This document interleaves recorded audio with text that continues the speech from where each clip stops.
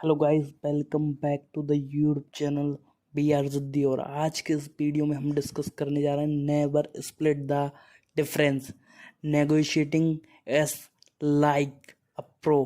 ठीक है, और negotiating S your life dependent on it. ठीक है, ये बुक का समरी है, टाइटल है। ठीक है, तो नेगोशिएट कैसे करें। देखो, चाहे आप किसी क्रिमिनल से बात कर रहे हो, चाहे आप कोई क्रिटिकल सिचुएशन में फंसे हो, चाहे आप कोई रिलेशनशिप में हो, ठीक है, अपनी बात कैसे मनवाएं और सामने वाले के रहस्य राज कैसे जाने। ठीक है, और सामने वाले से अपना पॉइंट ऑफ व्यू के रिगार्डिंग कम से कम काम कैसे करवाएं। चाहे आप कोई दुकान पे हो, मोल भाव करना तो आपने सीखा ही होगा। इंडिया में मोल भाव करना एक एक ट्रेडिशनल है कि ये हमारे खून में ही है कि मोल भाव करना है। ठीक है, और ऐसा देखो, अगर आप कोई क्रिटिकल सिचुएशन में फंस जाते हो तो उस क्रिटिकल सिचुएशन में कैसे डील करें। ठीक है, this book is written by former FBI hostage negotiator Chris Voss. ठीक है, this book offers practical negotiation studies based on the experience of high stick situation. कोई भी क्रिटिकल सिचुएशन हो, ठीक है, उसको कैसे हैंडल करना है। ठीक है, चाहे आपकी पर्सनल लाइफ में हो, चाहे प्रोफेशनल लाइफ में हो। ठीक है, या फिर आप कोई रिलेशनशिप में आ रहे हो तो उसमें भी कैसे नेगोशिएट कर सकते हो आप।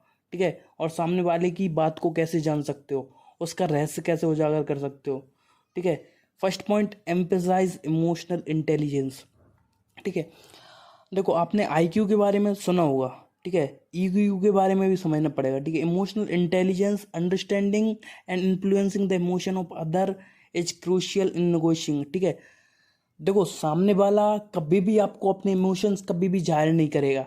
कि अगर आप चाहे कोई शॉप पे जा रहे हो, चाहे कोई आप रिलेशनशिप में हो, वो आपसे चाहता क्या है। ठीक है, वो अब आपके ऊपर डिपेंड रहेगा कि आप उसके सामने वाले के इमोशंस को समझ रहे हो कि नहीं समझ रहे हो। चाहे कोई क्रिटिकल कंडीशन में हो आप, ठीक है, चाहे आप पुलिस ऑफिसर हो, कुछ भी हो। ठीक है, सामने वाले को समझना पड़ेगा। ठीक है, empathy and active listening can build rapport to open up communication. ठीक है, सामने वाले को एम्पैथी देनी है आपको। एम्पैथी देने के बाद और सामने वाले की जितनी बात सुनोगे ना, तो आपके आगे की कम्युनिकेशन, आगे जो भी कम्युनिकेशन करने वाले हो आप, आपके रिलेशनशिप में या फिर कोई आप नेगोशिएशन करने वाले हो, तो उसके लिए आगे की बातें खुल जाती हैं। ठीक है, चाहे आप कोई रियल एस्टेट में प्रॉपर्टी बाय करने वाले हो, कहीं पे भी कुछ करने वाले हो, तो उसका चीज़ आपको समझना पड़ेगा कि पहले आपको आपको बिल्ड रिपोर्ट करना पड़ेगा, इमोशनल एम्पैथी देनी पड़ेगी सामने वाले को, और उसको सुनना पड़ेगा। फिर उसके बाद आते हैं हम second, use tactical empathy. Tactical empathy involves understanding the perspective of the party and using that understanding to guide the negotiation toward a favorable outcome। ठीक है, ठीक है, सामने वाले की एम्पैथी को, सामने वाले के पॉइंट ऑफ व्यू को सुनना। अरे ये तो हमारी बेस्ट चीज़ है जी, अब 1.5 करोड़ की है। कोई भी देखो, अभी हम लास्ट टाइम गए थे, एक विला था, बहुत शानदार था। हम बस फ्लैट रेंट पे लेने के लिए गए थे, मैं आपको बताता हूँ। ठीक है, हमने वो विला देखा। ठीक है, 1.5 करोड़ का, 3 फ्लोर थे उसमें, इंदौर में था। ठीक है, बहुत प्यारा था। ठीक है, तो हमने देखा, हमने उससे बात की। ठीक है, पहले तो वो हमको बता ही नहीं रहा था। ठीक है, बट वो सर पर मेरे तिलक था। ठीक है, और मेरे साथ में एक और जैन भैया थे। ठीक है, हम उनके साथ गए थे। ठीक है, तो फिर क्या हुआ कि हम अंदर गए। ठीक है, हमने उसके बारे में नहीं पूछा। हमने तो पूछा था कितना क्या प्राइस है, कुछ है क्या इसमें रेंट के लिए। तो रेंट तो उसने 25,000 रुपये बताया था। ठीक है, बट हम अंदर गए। ठीक है, हमने पूरा देखा, फर्स्ट फ्लोर देखा, एकदम इंटीरियर एक नंबर था उसका। ठीक है, उसने एक एक चीज़ एक्सप्लेन की। ठीक है, हम उसकी सुन रहे थे, प्रॉपर उसको एम्पैथी दे रहे थे, हाँ ऐसा ही हो सकता है।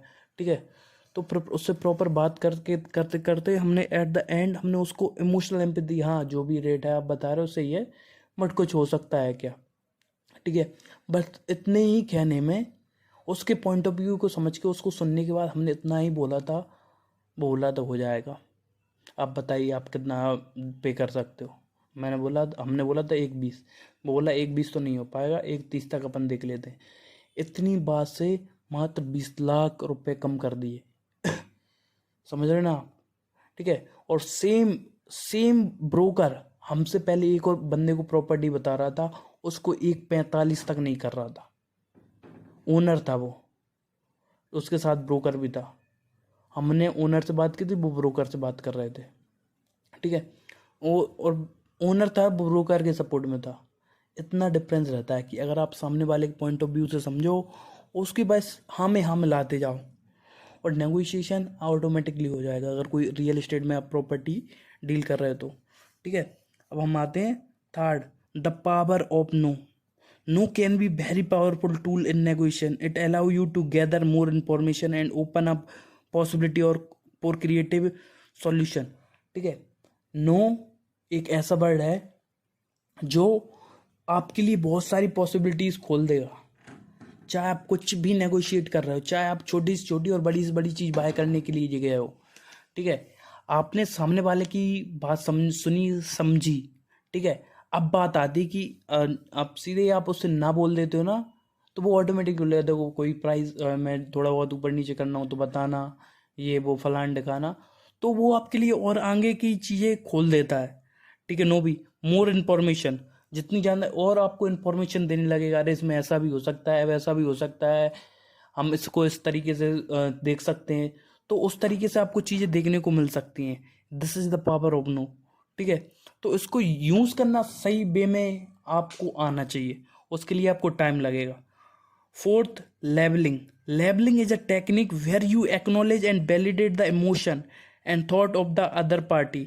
It helps you in defusing tension and building trust. ठीक है, लेबलिंग मतलब कि एक टेक्निक है, सामने वाले के इमोशन को आपको समझना है। ठीक है, अब वो आपने उसको एक्नॉलेज किया, उसको समझा, उसको वैलिडेट किया, हाँ जो तुम बोल रहे हो वो सही है, बट हमारी भी पॉइंट ऑफ व्यू ये हैं, ये हैं। ठीक है, एक बार वो करोगे ना, तो उससे क्या रहेगा कि सामने वाले की टेंशन और जो ट्रस्ट रहेगा ना, वो ऑटोमेटिकली बिल्ड हो जाएगा। चाहे आप कोई रिलेशनशिप में हो, चाहे कोई आप प्रॉपर्टी बाय कर रहे हो, या फिर आप किसी पर्टिकुलर चीज़ की बाइंग करने जा रहे हो, कार लेने जा रहे हो, या कुछ भी। ठीक है, तो उसमें आपको देखने को मिल जाएगा ये चीज़। ठीक है, फिफ्थ पे आते हैं mirroring. Mirroring involves repeating the last few words of what the other person has said. It establishes a connection and encourages them to provide more information. ठीक है, मिररिंग का इम्पैक्ट क्या है कि सामने वाला क्या बोल रहा है, लास्ट बात उसने क्या बोली। जैसे कि अभी अपन कोई भी पॉइंट ऑफ व्यू बात कर लेते हैं, जैसे कि बीजेपी पार्टी से रिलेटेड, कांग्रेस पार्टी से रिलेटेड। ठीक है, सामने वाला कुछ भी बोल रहा हो, एक नंबर का मूर्ख, कुछ भी अपन को मतलब नहीं पड़ता, वो सामने वाला बोला है कि बुलेट बहुत बेकार गाड़ी है, इसको चलानी भी नहीं चाहिए, पेट्रोल भी खाती है, डीजल भी खाती है, आवाज़ भी बहुत करती है। अब वो बोल रहा है ना, हाँ तुम ये बात सही बोल रहे हो, तुमको यही सेम रिपीट करना है, तुम सही बात बोल रहे हो और इसका ऐसा ऐसा हो सकता है, हाँ मैं तुम्हारी बात से एग्री करता हूँ। फिर वो और बोलेगा उसी पॉइंट ऑफ व्यू पे जो उसकी थिंकिंग है। इसके लिए मैं एग्जांपल देता हूँ। मेरा एक दोस्त था बहुत आरामी। ठीक है, उसके जेब में पैसे होना तो भी वो पैसे नहीं निकालता था। वो कैसे काम चलाता था, कहीं पे भी होटल पे खाना खाने के लिए जा रहा है ना, वो पहले तो खाना खा लेता था। ठीक है, अब फिर बिल पे करने की बात आती थी, तो पहले से तो 4-5 मिनट उनसे बात करेगा और फिर क्या बोल के चला जाता था। जी सारी टेक्निक्स मैं बता रहा हूँ ना, उसमें मिररिंग वो सबसे ज़्यादा यूज़ करता था। मतलब सामने वाले की बात को समझकर उसकी जो जिस वे में वो सामने वाला जो भी यहीं पे भी खाना खा रहा है, कुछ भी चीज़ खा रहा है, ठीक है, तो उस में वे में बात कर रहा है। ठीक है, अब उससे 5 मिनट बात करने के बाद हाँ मैं हाँ मिला के बोलता है कि सर मैं 5 मिनट सिगरेट पी के आता हूँ, मैं बाकी मैं आपका पेमेंट करता हूँ। ठीक है, 2 मिनट मेरी बाइक देख के आता हूँ।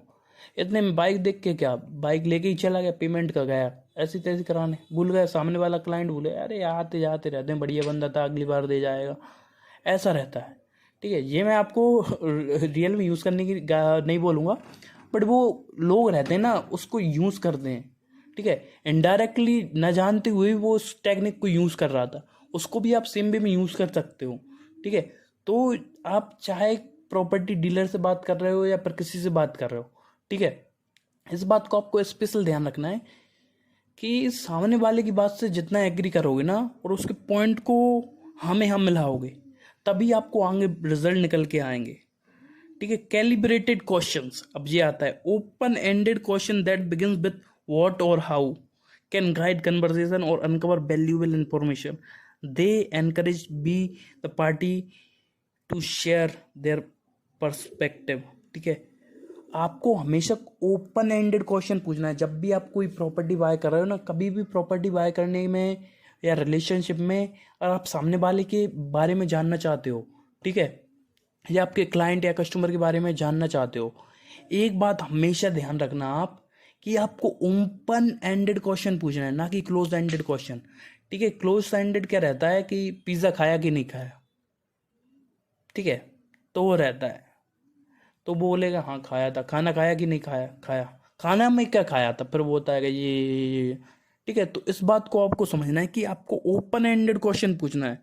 व्हाट और हाउ से स्टार्ट होते हो, ठीक है, क्या और कैसे। ठीक है, अरे सर ये कैसे, इसकी प्रॉपर्टी की वैल्यू है, ठीक है, आसपास की प्रॉपर्टी में क्या चल रहा है। इस तरीके के क्वेश्चन पूछोगे ना, ऑटोमेटिकली वो रहेगा। ठीक है, इसका अगर कोई प्रॉपर्टी के रिगार्डिंग आप बात कर रहे हो, सर इसका इंटीरियर कहाँ से करवाया था, वो सारी चीज़ आपके ऊपर रहेगा। ठीक है, seventh, establish a black swan. A black swan is an unexpected and extreme demand or piece of information that can change the dynamic of a negotiation, introducing a surprise element and can up new possibilities. देखो, अब इस बात को समझो। ठीक है, एक relationship में आप नेगोशिएशन में मैं बताता हूँ कि देखो, सामने वाला आपको एज अ फ्रेंड ट्रीट कर रहा है, आपको उसके साथ टाइम ज़्यादा स्पेंड करते करते ज़्यादा टाइम हो गया है। ठीक है, बट आपको ये भी हिंट दे देना है कि मेरे बाकी दोस्त भी हैं, बाकी दोस्त भी हैं, ठीक है, उनके साथ भी आप अच्छा खासा टाइम स्पेंड करते हो। देखो, मैं तुम्हारा रिप्लाई का वेट कर रहा हूँ, अगर तुम नहीं हो इस चीज़ में तो मैं और कहीं पे भी देख सकता हूँ। तो उसको ऐसा मत फील करो, ऐसा मत फील होने दो कि आपकी लाइफ में सिर्फ वो ही है, उसके अलावा भी आपके पास ऑप्शन है। भले ही ना हो, बट आपको शो करना है कि हैं आपके पास ऑप्शंस। क्योंकि अगर आप भीख मांगोगे प्यार में, प्यार की भीख मांगोगे तो कभी नहीं मिलेगी, क्योंकि भीख भिखारी को दी जाती है। अब इस बात को बहुत डीप है, अगर आप जाओगे तो आप देख लेना। ठीक है, तो इस बात का मैं बोल रहा हूँ कि सोन रहता है ना, कि जैसे आप देखो, जैसे कोई प्रॉपर्टी भी देखने जा रहे हो ना, हाँ सर हमने एक कल प्रॉपर्टी देखी थी, वो वहाँ पे है और उसकी प्राइस हमारी बजट में भी है। ठीक है, मात्र जैसे कि कोई 3-4 करोड़ की प्रॉपर्टी, 3 करोड़ की है, ठीक है, और आपका बजट है 2.5 करोड़। ठीक है, और आप कल देख के आए 2 करोड़ 20 लाख में प्रॉपर्टी। ठीक है, उसको बता दो कि हिंट दे दो कि वहाँ पे ये प्रॉपर्टी है, और हाँ ये हमने देखी है, अगर हमको अच्छी भी लगी है। अगर आप अच्छा कुछ बता पाओ कि हम आपका भी सेटल हो पाए और हमारा भी सेटल हो पाए, और हम उस वे में चीज़ों को सेटल डाउन कर दें, तो ये रहता है ब्लैक सॉन मूवमेंट। कि आप सामने को एक इंट्रोड्यूस कर दो सरप्राइजिंग एलिमेंट, कि सामने वाला अपनी इंफॉर्मेशन और को देने के लिए तैयार हो जाए, और आपके साथ नेगोशिएट करने के लिए तैयार हो जाए। The Ackerman model. The Ackerman model is a strategic approach to reaching mutually beneficial agreement by starting with the ambitious goal, making small consensuses, and then reaching a final agreement to close to the party offers. ठीक है, अब देखो last point, last but not, ये last नहीं है, ये 8th point है, 2 point और हैं। ठीक है, सामने वाला बंदे के पास आपको एक ऐसी अपॉर्चुनिटी रखनी है कि सामने वाले का भी फायदा हो रहा हो और आपका भी फायदा हो रहा हो। बिन बिन सिचुएशन क्रिएट करनी है, और एक बार बिन बिन सिचुएशन क्रिएट कर दोगे ना, तो ऑटोमेटिकली आपकी जो भी प्रोडक्ट है या प्रॉपर्टी आप लेना चाहते हो, तो ऑटोमेटिकली सोल्ड आउट हो जाएगी। ठीक है, 9th, the create the illusion of control. Allow the party to feel in control by asking their input or non-essential element of the negotiation. This can make them more respectful of your proposal. ठीक है, देखो आप सामने वाले को control कर रहे हो, ये फील मत होने दो। रिलेशनशिप में आप रिलेशनशिप में बात कर रहे हो, या फिर कोई प्रॉपर्टी के से रिलेटेड डीलिंग कर रहे हो, या फिर आप कोई प्रोडक्ट सेल कर रहे हो आपके कस्टमर को, तो ये उसको फील ही मत होने दो कि आप पूरी कन्वर्सेशन को मैन्युपुलेट कर रहे हो। उसको फील होने दो कि वो डिसीजन ले रहा है, और वो डिसीजन ले रहा है ना, वो उसके लिए भी बेटर है और हमारे लिए भी बेटर है। ये रहता है creating the illusion of control. Last but not the least, prepare for that's right instead of saying yes. strive for that right from the other party. It's indicate understanding and agreement, forecasting a positive atmosphere. ठीक है, हमेशा yes yes मत बुलवाओ, या ना yes yes तुम बोलो। ठीक है, आप उसके सामने वाले ने बोला कि हाँ ये है, और आपने कोई बात रखी कि भैया ऐसा ऐसा है कि इससे आपकी ये हेल्प हो जाएगी, चाहे आप ब्रोकर हो चाहे आप प्रॉपर्टी डीलर हो, कि इज दैट राइट सर? वो बोलेगा हाँ, तो वो एक एग्रीमेंट क्रिएट हो रहा है। दोस्तों आज के लिए इतना ही। नेगोशिएशन से रिलेटेड हमने बहुत डीप में बात की। अगर आप और भी वीडियोस चाहते हो इस टॉपिक पे तो हम डिटेल में ला सकते हैं, प्रॉपर एक लाइव स्ट्रीम भी ला सकते हैं। आप सबसे मिलते हैं अगले वीडियो में, तब तक के लिए अलविदा। जय हिंद, वंदे मातरम।